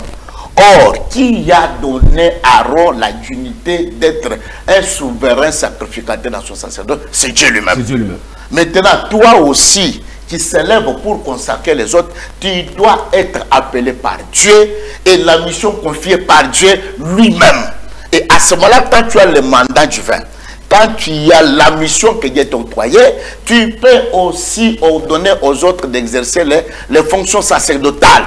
C'est pourquoi vous voyez Paul dit à Timothée, n'oublie pas les dons qui est en toi, que tu as reçu par les prophéties, par la prophétie, les maîtres de l'imposition des anciens. Ce qui veut dire que tu peux avoir l'appel, mais tu dois être consacré par les anciens, c'est-à-dire selon l'ordre d'arrivée, ceux qui ont arrivé avant toi à l'œuvre, et par rapport à ce que Dieu nous a. Ça me permet de prendre le pasteur Serge, parce que l'autre fois, je me rappelle, il était avec moi sur ce plateau, il disait le mal avec le père aujourd'hui, c'est qu'ils veulent devenir comme des super-hommes et qui doivent imposer les mains et qui doivent consacrer et tout. L'exercice du sacerdoce, comment ça s'exerce? Ah, mais je prends aussi cette question. Il faut attendre les positions de main de père. Merci d'abord. Je vais commencer par l'homme de Dieu. Peut-être il ne m'a pas bien suivi. Bon, certes, il a dit qu'il a laissé la Bible, il était concentré peut-être dans la politique. Mais puis c'est moi, je suis le défenseur de la parole spirituelle. Certes, on a commencé dans la parole charnelle, mais Dieu a fait grâce que nous puissions comprendre des choses de l'esprit et nous les défendre. Même quand le pasteur doit parler là, mais si vous allez maintenant dans la pratique à l'église, vous allez voir peut-être ce qu'il a dit là, la réalité sur terre, c'est autre chose. C'est-à-dire, j'ai essayé un peu d'illustrer ça par ce qui se passe dans notre pays. Vous allez voir un papa, mais ça se passe maintenant sur tous nos aînés ici, dans tous ceux qui ont des grandes églises ici, de 50 000 membres par culte. Il envoie ses enfants quelque part, après l'enfant il vient. C'est le seul enfant l'enfant du pasteur qu'on va oindre. Mais d'autres frères là qui ont vécu des années et n'ont pas le droit. Et même si on veut les consacrer, on ne va pas téléviser ça. Mais si c'est pour son enfant qu'on va mettre, que tout le monde déjà soit préparé, que même si je ne suis pas là, c'est le gamin qui va récupérer la situation. L'exercice du sacerdoce. Maintenant, quand il fait allusion à Melchisedec, pour votre information, Melchisedec, c'est lui le créateur. Il n'a ni commencé, mais il n'a ni fin. C'est lui le père. C'est pourquoi Abraham est allé déposer la dîme. Et pour ton information, la dîme appartient à Dieu. C'est l'homme Malachie chapitre 3. Il dit, venez, vous m'avez trompé, vous m'avez volé. Là, le peuple demande à Dieu. Il vous demande comment avons-nous volé? Il a dit par des dîmes, par des offrandes. Si vous voulez que je puisse vous bénir, ramener, apporter dans ma maison toutes les dîmes et c'est-à-dire, on peut voler que si le bien t'appartient. Donc, la dîme appartenait à Melchisedec. C'est-à-dire le Melchisedec. L'exercice du sacerdoce. Bref, dans les sacerdoces spirituels, ce que nous appelons dans un autre langage les sacerdoces royales. Jésus-Christ, c'est lui le souverain sacrificateur. Maintenant, se conformant à Hébreux chapitre 4, verset 14. C'est lui le souverain sacrificateur. Maintenant, comment utilise ce sacrificateur? Parce que dans les sacerdoces anciens, les choses étaient de la manière charnelle. L'enfant d'Aaron physique, comme ça, c'est lui qui devient le sacrificateur. Si Aaron meurt, c'est lui qui sera le souverain sacrificateur. Mais dans les sacerdoces royales, ce n'est pas le cas. Dans les sacerdoces royales, ce n'est pas les anciens physiques comme ça. Certes, la main d'association dans les églises charnelles comme ça, c'est juste pour confirmer la chose que Dieu a mis dans vous. Les gens aujourd'hui physiquement peuvent dire que bon, ton monde a besoin de se ton tel mais Dieu a mis quelque chose dans vous. Tu es l'homme de Dieu. Les gens aussi peuvent se réunir. Faire de toi un serviteur comme je vois ici nos aînés ici, il y a des formations de 6 mois après. Ça c'est la première promotion des hommes de Dieu que j'ai fabriqué. Tu peux fabriquer tes hommes de Dieu là-bas. Mais s'ils ne sont pas appelés, s'ils n'ont pas la chose de Dieu, c'est pourquoi vous serez d'accord avec moi. Un jour, Simon le magicien, les Samaritains, allé voir Jean et Pierre. Il dit, j'ai vu comment vous êtes en train de poser les mains et les gens sont guéris. J'ai besoin que je puisse récupérer ces dons-là. Et voilà le paquet de dollars. Qu'est-ce que Pierre a dit? Mais c'est périt-toi avec ton argent. Ce que tu demandes, ça se transmet pas par là. Mais si c'était ici à Kinshasa, 3 mois, 2 mois, 5 mois, tu donnes ces mêmes 1000 dollars. Mais vous avez compris, le pasteur Edouard, il dit, bien sûr, ce que vous dites. Donc, mais si j'ai donné les versets. Vous avez l'appel de Dieu, oui. Mais il faut que les anciens te confirment. Non, ça n'a pas un caractère impératif. Parce que lorsque tu fais allusion aux anciens, bon, remontez par exemple, commencez par l'histoire de l'église de réveil, jusqu'à Mouzé Dinabal. Qui l'a imposé les mains? Souborne. Il a été imposé. C'est-à-dire, le problème ici, c'est que Dieu peut t'appeler, comprenez? Dieu se manifeste en vous. Mais certes, ceux qui ont la grâce de Dieu peuvent détecter quelque chose de Dieu dans vous et ils peuvent, comme les apôtres ont fait. Comprenez? Au début, quand on a appris que Saoul et Paul est en train de prêcher la parole, ils ont douté. Mais ils ont laissé le temps et après ils se sont rendus compte certainement il est de notre. Parce que c'est ce qu'il est en train de démontrer. Donc pour terminer, nous prenons, malgré nous sommes presque à la fin, nous prenons la parole spirituelle. C'est de Genèse à l'Apocalypse. Dieu parle des choses de l'esprit. Dieu n'est pas dans la parole charnelle. Dieu n'est pas matériel. Vous accuse aussi de tout spiritualiser, ce qui n'est pas bon. Mais la Bible dit ceci. Je donne le dernier verset. Jean chapitre 6 verset 63. Jésus dit ceci. Il dit à ses disciples, la chair ne sait de rien. Toutes les paroles que je vous ai dites sont esprit et vie. Pasteur Patrice, vous avez la parole. L'exercice du sacerdoce. Merci beaucoup. Il y a quelque chose que nous devons corriger à la hâte parce que ça se passe sur le terrain. L'exercice des sacerdotes actuels n'est pas héréditaire, ni femme, mari, père, fils. Elle n'est pas héréditaire. Les sacerdotes qui étaient héréditaires, c'était les sacerdotes qui étaient lévitiques. Nous sommes dans la loi. C'était une seule famille qui pouvait servir Dieu. Mais quand le Seigneur Jésus-Christ est venu en inaugurant ces sacerdoces, oui, pasteur Serge a raison. Pour comprendre les choses de Dieu, il faut d'abord être spirituel. On n'est pas dans des choses physiques, on n'est pas dans des symboles. C'est pourquoi Jésus, quand il laisse ses disciples, il n'a pas laissé les symboles. Il a dit, il est avantageux que je m'en aille, afin que notre consolateur vienne, l'esprit de vérité. Cet esprit-là, va vous rappeler, dès qu'il va vous enseigner. Mais vous allez comprendre avec moi, dans l'exercice des sacerdotes, je suis dans 1 Pierre, chapitre 4, le verset 4. 1 Pierre, chapitre 2, le verset 4. Il dit ceci, approchez-vous de lui, pierre vivante, rejetée par les hommes, mais choisie et précieuse devant Dieu. Et vous-même, comme des pierres vivantes, édifiez-vous pour former une maison spirituelle, un saint sacerdoce, afin d'offrir des victimes spirituelles agréables à Dieu par Jésus-Christ. Ça veut dire que si nous devons exercer, si nous devons faire les sacerdoces, il y a aussi quelque chose qu'il faut changer, parce que ce n'est pas dans la Bible. Plusieurs parlent de ce qu'on appelle les sacerdoces universels. Vous savez, le terme sacerdoce universel a été employé par la première fois, c'est en 1520. Si j'ai une bonne mémoire, en 1520 par Martin Luther, qui a été reconnu par ses formateurs. C'est lui qui a appliqué, qui a utilisé dans son ouvrage intitulé à la noblesse allemande. C'est là où Martin Luther a parlé des sacerdoces universels. Mais pour ceux qui l'exercent aujourd'hui, même que le pasteur Edouard a dit, il faut d'abord être appelé. Il faut avoir la vocation. Et aussi, il faut qu'il y ait la confirmation. Pourquoi j'ai dit la confirmation? Par les anciens.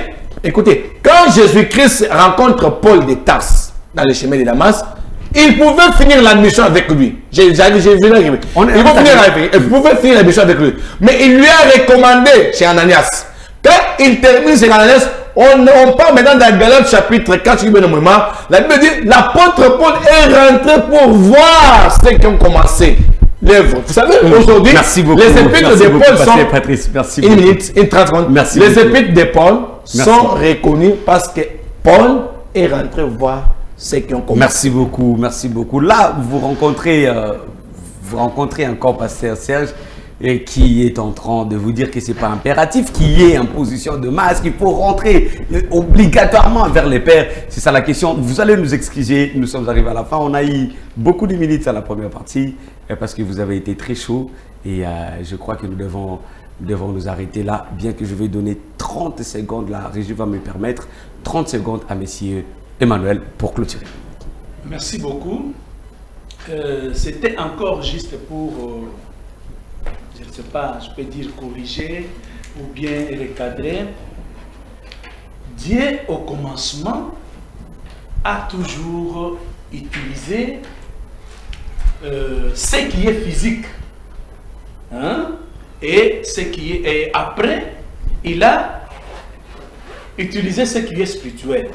Donc, pour mieux comprendre les choses de Dieu, vous ne pouvez pas exclure le physique. Vous devez tenir compte de ce qui est physique et ce qui est spirituel. Alors, c'est ainsi que, comme nous venons de dire que non. Dans le Nouveau Testament, nous nous sommes beaucoup appuyés sur ce qui est spirituel. Mais nous disons ici, quand vous voulez exercer les sacerdoces, premièrement, il faut être appelé, n'est-ce pas? Avoir l'appel de Dieu. Et votre appel doit nécessairement être confirmé par les anciens. Vous voyez que Dieu joue seulement. Merci beaucoup. Avec, merci beaucoup. Merci beaucoup, Monsieur Manuel. Nous sommes arrivés à la fin. Je sais qu'il a soif de parler du sacerdoce. Et là, je savais que vous allez parler. Je savais que vous allez parler. Merci beaucoup à M. Patrice. Merci beaucoup à M. Patrice. S'il vous plaît. S'il vous plaît. Même si nous sommes arrivés à la fin, beaucoup de temps à parler. Merci beaucoup. S'il vous plaît, permettez-moi de citer. Permettez-moi de citer. Le réalisateur est là, il nous a déjà ajouté 5 minutes. Il nous a déjà ajouté 5 minutes de plus. Je crois qu'à la prochaine occasion, nous allons revenir et parler de ça parce qu'il y a vraiment de la matière. Certainement, je conclue en disant ceci. On n'a pas eu beaucoup de temps de parler de sacerdoce, mais c'est très important. J'invite les invités sur le plateau de revenir pour parler du sacerdoce. Car si on ne comprend pas les sacerdoces, alors on ne va pas bien servir Dieu. On ne va pas bien servir le Seigneur. Nous allons revenir le vendredi prochain avec le même invité pour reparler du sacerdoce. C'est quoi les sacerdoces? Comment exercer les sacerdoces? Qui peut exercer? Qui surtout? Parce qu'aujourd'hui, on voit beaucoup de choses. Merci au pasteur Edouard, merci au pasteur Patrice, merci pasteur Serge, merci beaucoup monsieur Emmanuel d'être là. Les amoureux de cette émission sont très contents de vous avoir encore aujourd'hui. Restez en paix à la maison, que Dieu nous accompagne, que Dieu garde la République démocratique du Congo et que Dieu bénisse le Congo.